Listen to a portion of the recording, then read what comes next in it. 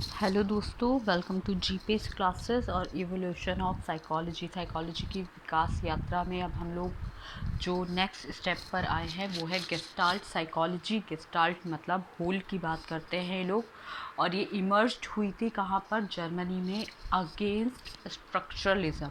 ठीक है, जो विल्हेम वुंट ने दिया था उसके अगेंस्ट इन्होंने कहा कि हम एक पर्टिकुलर स्ट्रक्चर की बात क्यों करें, हम पूरे होल की यानी कि संपूर्ण की बात करते हैं।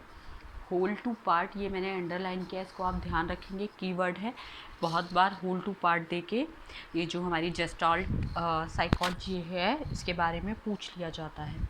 तो कुछ लोग इसको गेस्टाल्ट भी बोलते हैं, कुछ लोग इसको जेस्टाल्ट भी बोलते हैं, तो दोनों ही प्रोनाउंसिएशन चलते हैं, कंफ्यूज नहीं होना है इसमें। तो जो हमारी गेस्टाल्ट साइकोलॉजी है वो बात करती है होल टू पार्ट, मतलब किसी चीज़ को पूरी तरह से लेकर चलना।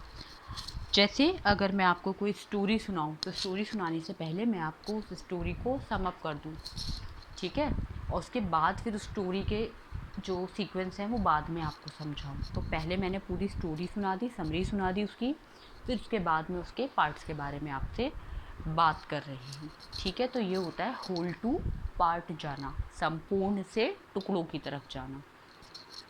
नेक्स्ट इसमें क्या इंपॉर्टेंट है? Experience is more than the sum of components of perception.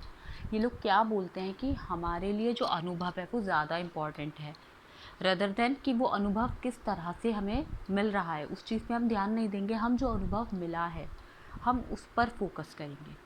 Experience is holistic, again इसको आप ध्यान करेंगे, नोट करके रखेंगे, कीवर्ड है ये भी गेस्टाल्ट साइकोलॉजी का। इसकी थ्योरी हम आगे चैप्टर 5 में अच्छे से और ज़्यादा डिटेल में पढ़ेंगे, लेकिन अभी यहाँ पर इस चैप्टर के हिसाब से जो हमारे को छोटा सा एक टॉपिक प्रिपेयर करना है वो इतना ही है कि मनोविज्ञान की विकास यात्रा में सबसे पहले स्ट्रक्चरलिज्म आया, फिर हमने फंक्शनलिज्म प्रकार्यवाद की बात करी, और अब हम गेस्टाल्ट साइकोलॉजी की जब हम बात करते हैं तो हमें ध्यान रखना है कि ये होल संपूर्ण को लेकर चलते हैं, और इनके लिए एक्सपीरियंस सबसे ज़्यादा इम्पॉर्टेंट है।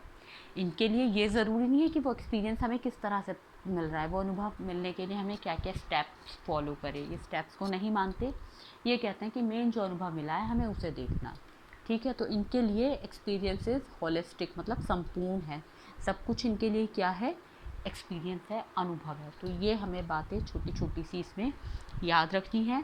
इस वाले चैप्टर में बहुत ज़्यादा डिटेल्ड में इस टॉपिक को नहीं दिया गया है, तो हमें बस इतना ही करना है जितना हमारे टॉपिक में दिया है। ठीक है, इसके बाद हम बात करेंगे फिर बिहेवियरिज्म की।